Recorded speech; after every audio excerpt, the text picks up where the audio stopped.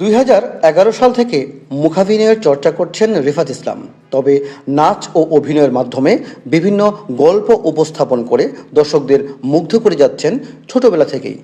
সেটি ছাপিয়ে ধীরে ধীরে নিজেকে তৈরি করেছেন একজন মুখাভিনয় শিল্পী হিসেবে। সম্প্রতি দক্ষিণ কোরিয়ার সিউলে অনুষ্ঠিত আন্তর্জাতিক শিল্প উৎসব Seoul world art fair festival 2025-এ মুখাভিনয় করে দেশের সুনাম বাড়িয়েছেন রিফাত ইসলাম। সম্প্রতি আমি দক্ষিণ কোরিয়া থেকে একটি আন্তর্জাতিক উৎসবে অংশগ্রহণ করেছিলাম। সেখান থেকে এসেছি। নরসিংদীতে একটা অনুষ্ঠান করেছিলাম। সেখানে দক্ষিণ কোরিয়ার কোরিয়ান একজন মাইম আর্টিস্ট আছে, জি সোল। উনি আমাকে দেখে ওই দক্ষিণ কোরিয়ায় আমন্ত্রণ করেছে। জেনেক্সে শিফট করো, লাইফকে লিফট করো। রিফাতের বাড়ি কিশোরগঞ্জ সদর উপজেলার যশোতল গ্রামে। সেখানেই ছোট থেকে বড় হয়ে ওঠা। সংস্কৃতিপ্রেমী রিফাত বয়সের ভারে নিজেকে প্রতিনিয়ত তৈরি করেছেন নিজের প্রতিভা দিয়ে। প্রথমে আধুনিক নাচ ও অভিনয় দিয়ে তার সংস্কৃতি অঙ্গন শুরু। তবে মুখাভিনয়ের মাধ্যমে আবিষ্কার করলেন নতুন রিফাতকে। তার সেই মুখাভিনয় জেলা থেকে পুরো দেশ এবং দেশের বাইরেও এখন প্রশংসা কুড়াচ্ছে। চলতি মাসে দক্ষিণ কোরিয়ার আন্তর্জাতিক শিল্প উৎসবে ক্রাইসিস অফ ইমোশন 2-in-1 ও বাঙালির ঐতিহ্য পুতুল নাচ মঞ্চায়ন করেন রিফাত।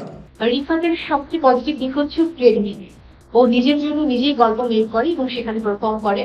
ওর এই ভালোবাসাটা মাইমের প্রতি আছে বলে বা অ্যাক্টিং এর প্রতি ভালোবাসাটা আছে বলে কিন্তু সেই কিশোরগঞ্জ থেকে ঢাকায় এসে বিভিন্ন পারফরমেন্স করে বা অংশগ্রহণ করে এবং এবার সেই দেশকে ছাড়িয়ে দেশের বাইরে চলে গেছে, বিশ্বের কাছে আমাদের বাংলাদেশকে তুলে ধরেছে। রিফাত ইসলামের মুখাভিনয়ের যে ভাবনা, তার গল্পের ধরন, পোশাক পরিকল্পনা, অভিনয়ের স্টাইল সবকিছু মিলিয়ে এক ধরনের ভিন্নতা রয়েছে।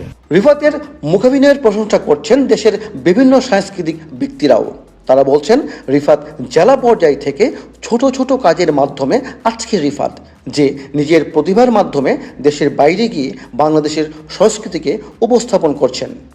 রিফাতের এই যে সাফল্য আন্তর্জাতিক অঙ্গনে, সে মুখাভিনয়ে যে প্রশংসা করে এসেছে, কিশোরগঞ্জের নবীন প্রজন্মকে শিল্পকলার বিভিন্ন শাখায় নিজেদের অংশগ্রহণ বাড়াতে উৎসাহিত করবে। রিফাত 2011 সাল থেকে জলছবিতে নিয়মিতভাবে সক্রিয় আছে। আমার মনে হয় যে সে কিশোরগঞ্জকে নয়, শুধু সে সারা বাংলাদেশকে প্রতিনিধিত্ব করছে। রিফাত খুবই মেধাবী ও নিবেদিত প্রাণ মাইম শিল্পী। তার কাজ দেখে বরাবর মতে আমি মুগ্ধ। কোরিয়া সরকারের অর্থায়নে এই উৎসবে আরও অংশগ্রহণ করেন যুক্তরাষ্ট্র, জাপান, চীন, জার্মান, ইতালি, Kazakhstan, Estonia, Africa, Bharat, Korea ও বাংলাদেশের অন্যান্য শিল্পীরা। কোরিয়ার রাজধানী সিউলে যে অনুষ্ঠানটি হয়েছে আন্তর্জাতিক ফেস্টিভ্যাল, সেখানে অভিজ্ঞতা খুবই অসাধারণ। আমি পারফর্ম করেছি, আমার একটি পারফরমেন্স আছে ক্রাইসিস অফ ইমোশন। এই পারফর্মটি দেখে অনেক কোরিয়ান আর্টিস্ট এবং অন্যান্য দেশ থেকে যারা শিল্পীরা এসেছে তারা খুবই মুগ্ধ হয়েছে। এর আগে ভারতের ত্রিপুরায় ডাক পেয়েছিলেন রিফাত। এবার কোরিয়ার মাটিতে বাংলাদেশের সংস্কৃতিকে তুলে ধরতে পেরে তিনি অনেক আনন্দিত ও গর্বিত। Roman Chakraborty, desk news, 21 television.